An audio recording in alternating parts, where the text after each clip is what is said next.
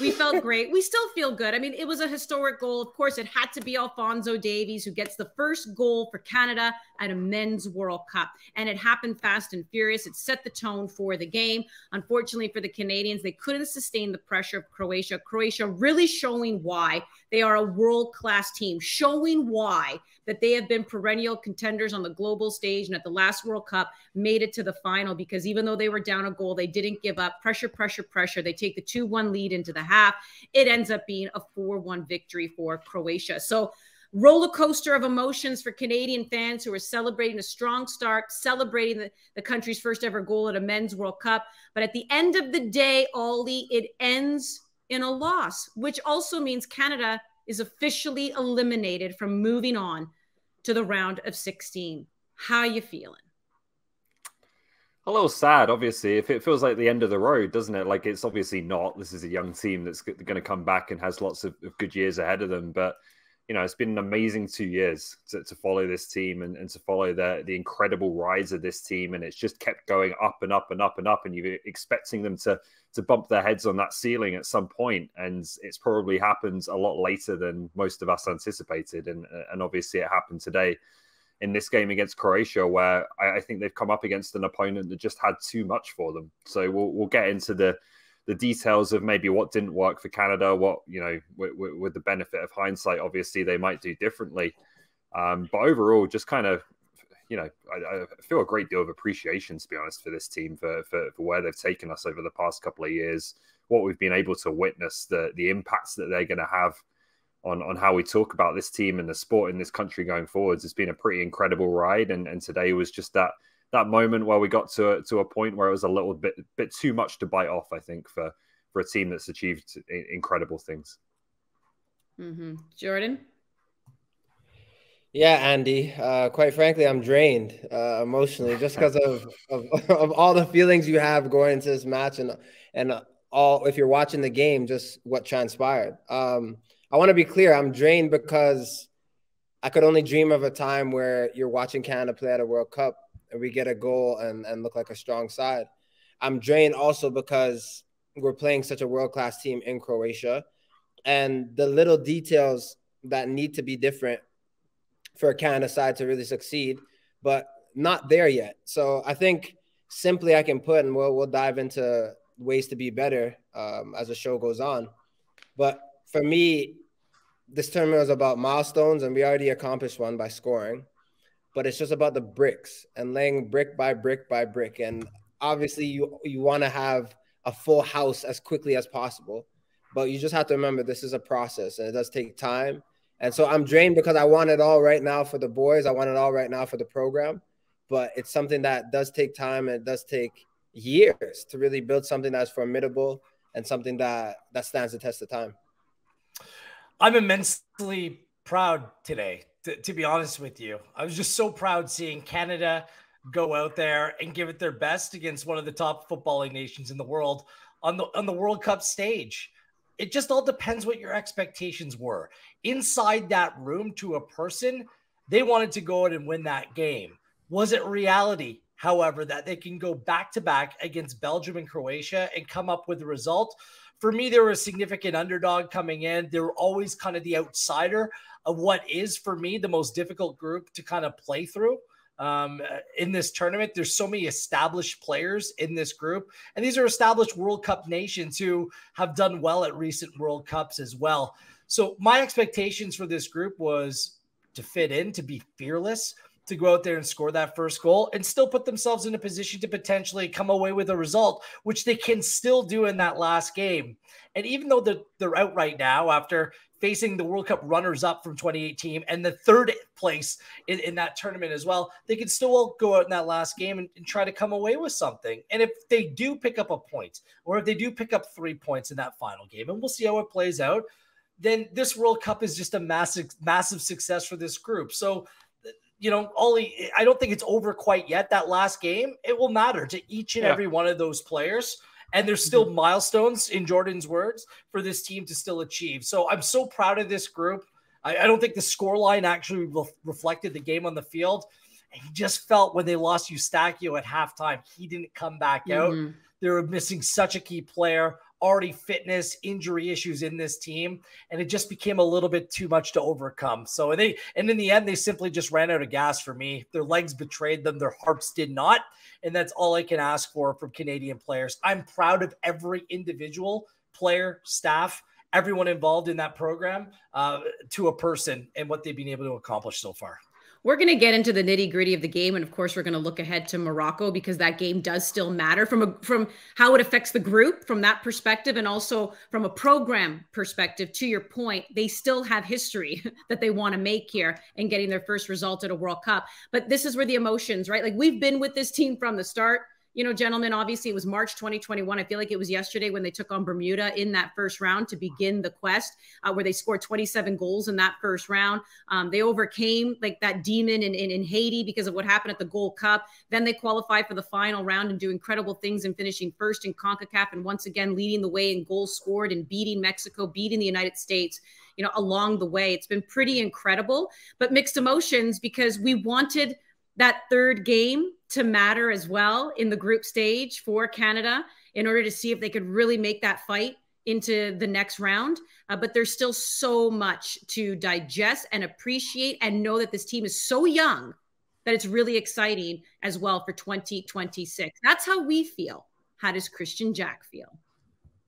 Canada were knocked out of Qatar 2022 here at Khalifa Stadium by a rampant Croatia who won the game by 4-1. Many people who watch these hits may be aware that sometimes I write a few reminders coming into this or scripts to go by. Doesn't happen tonight. I'm going to speak from the heart and there's a lot to say. I think Canada will be very disappointed in the way that they played in the game. I think Canada were the best version of themselves against Belgium and came into this one trying to do the same. In the end, it was disappointing to see them play the way that they did. Ultimately, though, they were humbled by a far better team that outclassed them. Croatia are a wonderful side. Croatia have players that Canada can only dream to create and one day produce. Multiple players like Mateo Kovacic and Luka Modric who ran the midfield and have won and combined 9 UEFA Champions League titles together. That's where Canada will one day hope to be. Right now, they are nowhere near that. I just hope people who watched this team recently over the World Cup understand that. Getting messages from back home about how disappointed Canada played and how flat they were, I don't think really tells the story. Those of us who are within the game tonight need to explain just the difference in quality that Canada and Croatia have. It was a night of great joy that started the match when Alphonso Davies scored around about 67 seconds into the game. A fitting number when you think about that was his number at the Vancouver Whitecaps when he started. And also a fitting hero to score Canada's first ever goal at a FIFA Men's World Cup. Many people will say it's a learning moment and a learning opportunity for Canada. Of course it is. But it's not just the Canadian players it's a learning moment. It's for us as well. This is base camp now. This is no longer just climbing the top of the mountain and be joyous and celebrating what they've accomplished. The journey to get here was always more important than the destination. Yet here we are at the destination now in Qatar to cover this team and to tell the stories for the people we're so thankful who are watching them back home. But this now, as I said, is just the beginning. The 2026 World Cup will come and Canada will host, and it will be nothing like this 2022 World Cup. First of all, it won't be here in Qatar. Second of all, they won't be playing teams like Croatia and Belgium who made the semi-finals in the past World Cup. Unfortunately, it's going to be an overinflated 48-team World Cup where Canada will be seeded in a group stage and get inferior opponents. These moments tonight, Tajon Buchanan, Alphonso Davies and others, they'll be there in 4 years, benefited because of this. Ultimately, it ends in disappointment. Belgium were too good in the end to score that one goal, and Croatia tonight were ruthless. One day, Canada will continue to hope to play like that. But tonight was a firm reminder of just how far behind they are.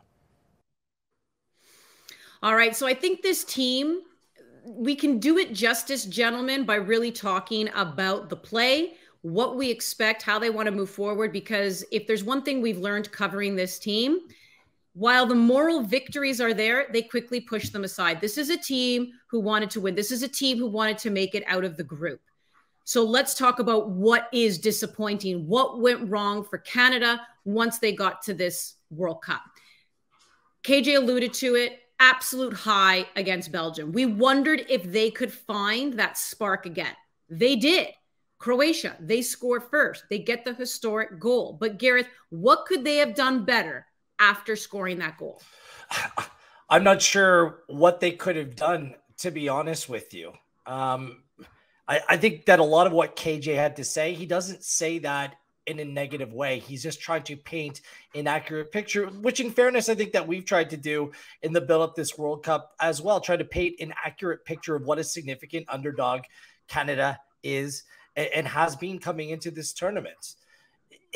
Alphonso Davies scores in the second minute. You're going to tell me that they're going to park the bus for 97 minutes? It's just not the way that this Canadian team is built, especially when they lose. Really, their only other option at center back that is ready to play at this level in Scott Kennedy before it. Just simply put, this team had too many questions coming into this tournament. Players who are either out of season in Major League Soccer. Atiba Hutchinson, 39 years old. He's now played 4 competitive games since June. Stefan Eustachio, who came into Canada camp, overworked by FC Porto and clearly not ready to put in the same shift that he has for both club and country for the past almost 2 years now. This team is just incomplete in the way that it's done. Again, I think that Canada against Belgium absolutely punched above their weight. If you want to look at a reason why Canada's not playing a meaningful game in their third game, it's not finishing their chances against Belgium. They come away with a draw. They're still mathematically alive here. But playing back-to-back games against such high-level opponents, when you exceeded all your metrics and numbers in terms of physical output in your first game against Belgium, it just made it very difficult, Andy. I'm just not sure that Canada could have put players behind the ball and played defensively to try to grind out a draw. That's just not simply the way that this team plays and the way that this team is built. Jordan? I think what they could have done better after scoring a goal is, obviously, it's easy to say score another one. But I think there was that moment in the game where they were still playing positive football, maybe up until the 25th minute when the offside goal by Croatia was called back. Canada looked strong. Now, Ollie and I were sitting and watching the game. There's that moment in the game where you decide, are we going for something or do we want to just protect what we have? I think an inexperienced Canadian side will get better at recognizing those moments and recognizing what is needed in those moments. Going down 1-1, having the game at 1-1 and going to the 40th minute, for me, that is the time that Canada doesn't need to park the bus, but just needs to be no nonsense. Go into half, even or ahead, that is a great result. And then you can let second half take care of itself. So for me, we talked about managing moments, but I think that's just what Canada needed to do better after they scored the goal. Is what is the expectation? Sometimes that could be, hey, let's survive these next 10 minutes. Like they're pressuring. Croatia was growing into the game after the 20th minute. That's the time to say, hey, let's just knock the ball. Let's knock the ball in their half, right? It's just about managing the game, managing the moments. It's easy for me to say it right now, talking to you guys about managing the moment, and they're at the highest stage possible as underdogs, scoring a goal early. But it's something they'll grow into and something that they'll get better at. And I think us as the public need to rally behind this team and show that we care and show what they need to do to get to the next level. You're right, Jordan. It just seemed like, there's a little bit of inexperience there. You can see it in the 44th minute in the first game and the second game. You just need to get to halftime, right? Like in both scenarios. So I think it's a fair kind of shout in terms of what inevitably let them down. I will also say this. This is Jordan, the players. You got it. Jordan, you are still so down, my friend. Like, you got to dust that off. Like, every time I come to you, you're like, I don't know. You know what, Spinderella, it was an emotional day, but honestly, in many, like so many positives. It was just an emotional day in terms of the roller coaster. Like, when you have a game like this, you're thinking, oh, how great it could be. And getting punched in the gut, I think in the long term, this is a great thing for Canada. But when you look at just the context of the day, yeah, it's a heavy, it's a heavy heart we all have. Well, and I think a lot of people are feeling that way because of, again, not just what they did in qualifying, Ollie, but getting to the World Cup, what they did against Belgium, right? Like, this is world number 2. And yes, now that we've also seen the way Belgium performed against Morocco, we can sit there and say world number 2, while they earned it, deserved it. The players themselves, from Kevin De Bruyne to Eden Hazard, we all knew that this was an older team coming in. I mean, Hazard said, my best was in 2018. Well, now we're starting to believe Belgium. Perhaps they're not the strongest team in this group, despite being ranked world #2. But because of the way Canada performed against them and because of everything else along the way, do you think people thought that gap between Canada and Croatia was smaller than it actually is? Yeah, probably. I think the big issue for me today was the physical level of the team was not where it needed to be in order to have a chance in that game. And that is where I think that's been the big leveler for Canada, is their ability they have a ton of speed in the team. They're very good at pressing when they're fully fit. They can make a game fast. They can make it chaotic. They're excellent in transition. All of these different things they can do that allow them to compete against teams that on paper have a lot more quality than they do. Certainly in the midfield area in particular today, you could see it. And so for me, everything today, when we talk about what didn't work for Canada in this game, revolved around those physical levels just not quite being there for various reasons. And so you can ask questions, right, on that basis. Well, maybe they should have anticipated that a little bit better and changed the game plan a bit more as a result, rather than trying to do what they did against Belgium again, which produced a beautiful start, but then I think faded very quickly. I think you can look at, the key moments in this tournament. Conceding before halftime in both games was a killer for Canada. You could see the physical level drop. Everything for me comes back to that. And there are some things that have been very difficult for Canada to deal with in that regard because of Atiba's fitness leading up to the tournament, because of Eustáquio and Davies getting injured just before the tournament. All of these things haven't helped. But that for me is where, we started to see, compared to the Belgium game when the team was a bit fresher in that first match, compared to this one, you start to really see the quality of the opponent's hell when Canada can't get those high physical levels that they did in the first game. And that to me was where it all kind of fell apart in this match.